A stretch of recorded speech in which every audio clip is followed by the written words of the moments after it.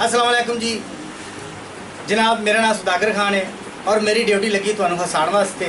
जनाब माड़ा बंदा वा, किसी गल ते भी हासा आवे तो हसना जरूर है, क्योंकि महंगाई हो गई है तो आटा तेल घ्यो बड़ा महंगा है। किसी बंदे का भी हसन ते जी नहीं जे करता क्योंकि महंगाई बड़ी है। तो इस महंगाई को मद्देनज़र रखते हुए मैं जनाब की खिदमत एक दो आइटमां पेश कराँगा।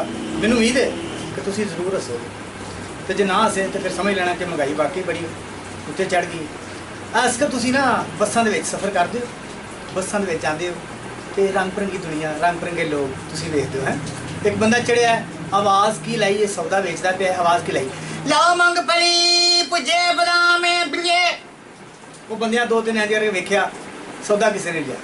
वो बेचारा आराम नाल गड्डी थल्ले उतरिया, सौदा नहीं विकिया। वो गया तो एक बंदा होर गड्डी चढ़िया, उनके हत्थ च ना दाल का थैला है। आ दाल नहीं होंदी जिहड़ी पकाई दी घर हांडी दे विच, वो दाल भुनी हुई भुजी, उन्हें थैला गल च पाया तो गर्म दाल है। हुण वो दाल वेचदा पिया तो दाल वेचदे वेचदे गड्डी च रश पै गया तो एक माई गड्डी दे विच खलोती है तो इन्हें पाई है पिछौरी जुत्ती, जिहड़ा दाल बेचना। इन्हें उनका पैर मिद्या माई का, तो माई को माफ़ी मंगी सी, तो माई ने गुस्से नाल किस तरह वेख्या है मैं जनाब की खिदमत पेश करना। जरा लफज जेरे गौर ने और फेस एक्सप्रैशन भी नोट करना कि मैं की कह रहा। दाल वाले ने किस तरह मान ली, हे दाल दाल कारी दाल 12 मसाले 13वीं दाल 14वीं सदी 15 साल खट्टा मिलेगा नालों नाल मजा आए बारियों बार, इधर दाल उधर दाल, सज्जे दाल खब्बे दाल अगे दाल पीछे दाल, दालो दाल आपा हो जा नाल। लो जी हो गया तो एक और आ गया, वो हुण उनका गला बैठा है सौदा वेच के ना सारी दिहाड़ी गड्डियां दे विच, तो उनका गला पै गया तो सौदा वेचदा पिया।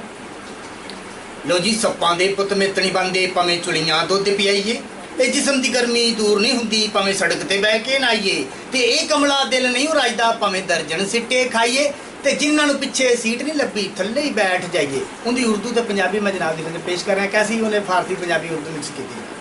हुण उहदे हत्थ च भी एक बैग है, उस बैग दे विच गोलियां ने, तो गोलियां का तरीका दस रहा आवाम नूं ते किस तरीके दे नाल।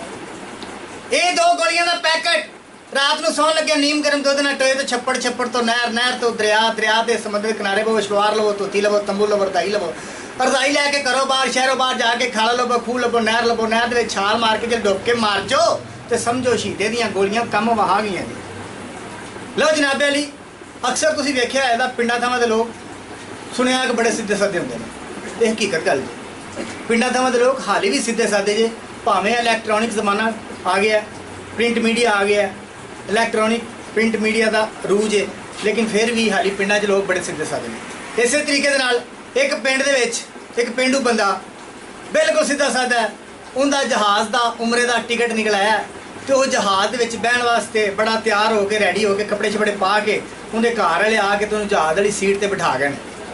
हुण जहाज़ वाली सीट पर बह गया, उनके जहन दे विच सारे घर वाले ने यही पाया सी कि वो जहाज़ तो गड्डी इक्को शाई ने।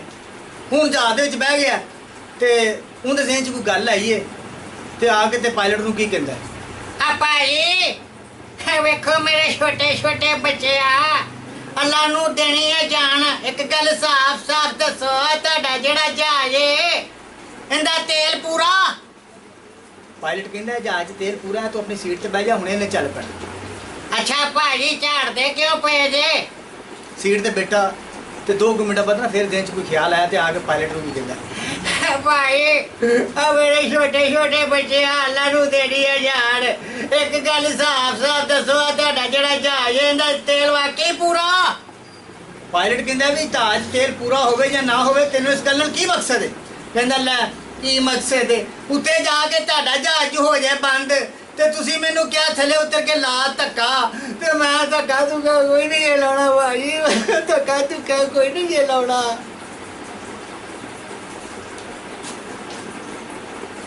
अब मेरे अब्बे ने बंद करनी है।